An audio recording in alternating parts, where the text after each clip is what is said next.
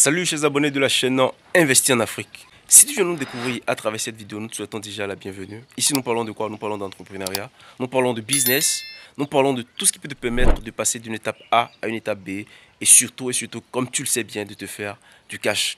Dans cette vidéo, nous parlerons de deux business dans lesquels il ne faudra surtout pas te lancer si tu n'as pas suffisamment de l'argent, c'est-à-dire suffisamment de cash. D'ailleurs, je tiens à préciser que tu es suffisamment de cash ou pas, il est très important de savoir que avant de te lancer dans toute activité, il est très crucial de passer par une formation.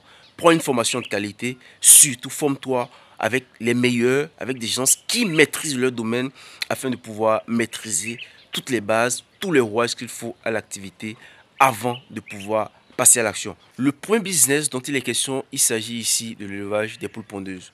Oui, l'élevage des poules pondeuses, ça semble un élevage quand même que tout le monde peut faire, qui paraît banal parce que beaucoup de personnes, quand ils voient les œufs sortir de la ferme, ils pensent que c'est du jour au lendemain que ces œufs sont obtenus. Eh bien, figurez-vous que non. L'élevage des poules pondeuses, déjà, pour vous lancer dans ça, il faut déjà des infrastructures, il faut déjà mettre en place des infrastructures. Et mettre en place des infrastructures pour élevage de poules pondeuses, ce n'est pas une affaire de petits moyens. C'est pas donné à tout le monde. C'est un truc qui demande du cash, c'est un truc qui demande de l'argent.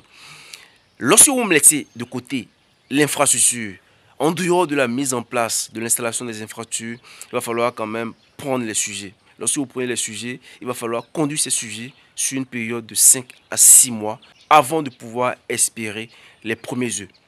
Et ceci, c'est lorsque tout est fait dans les règles de l'art. Il n'y a pas du tout d'à peu près. Lorsque vous ratez un point lié à la prophylaxie qu'il faudra suivre pour pouvoir obtenir ces résultats, tout part en fumée. Il y a beaucoup de personnes qui se lancent, qui, juste à travers quelques vidéos suivies de part et d'autre sur le net, se lancent, prennent le risque de se lancer et voient partir en fumée tout leur investissement. Eh bien, figurez-vous que ça se passe. Il y a beaucoup de personnes en réalité qui vivent ce tas de choses.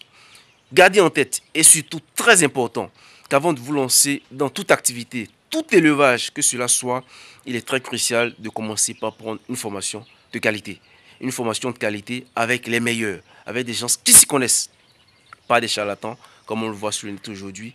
Vraiment des gens quand même aguerris, des gens qui ont de l'expérience dans l'activité, afin de pouvoir quand même avoir les meilleurs résultats. Prenez des coachings, n'hésitez pas à mettre de l'argent dans ce qu'il faut afin de pouvoir maîtriser tous les rois liés à la chose pour limiter les dégâts. Deuxième business sur lequel nous allons nous prononcer aujourd'hui pour clôturer, c'est la pisciculture. C'est un élevage qui paraît aussi banal, mais c'est un élevage qui nécessite assez de fonds, assez de moyens. Déjà, il va falloir mettre en place les infrastructures et assurer l'entretien.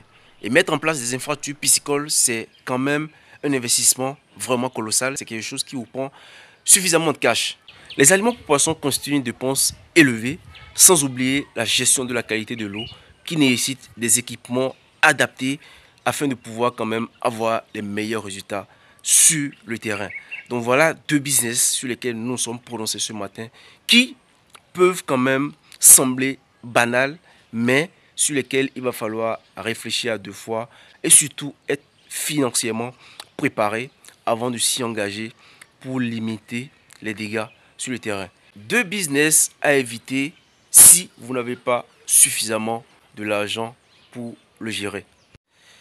L'objet de cette vidéo n'est pas de décourager les gens qui veulent entreprendre dans ce secteur, non, mais c'est de les amener à comprendre qu'il y a quand même un minimum à avoir avant de se lancer dans ce secteur-là. Surtout, n'oubliez pas de vous abonner, d'activer la notification pour ne au grand rien louper de nos prochaines vidéos.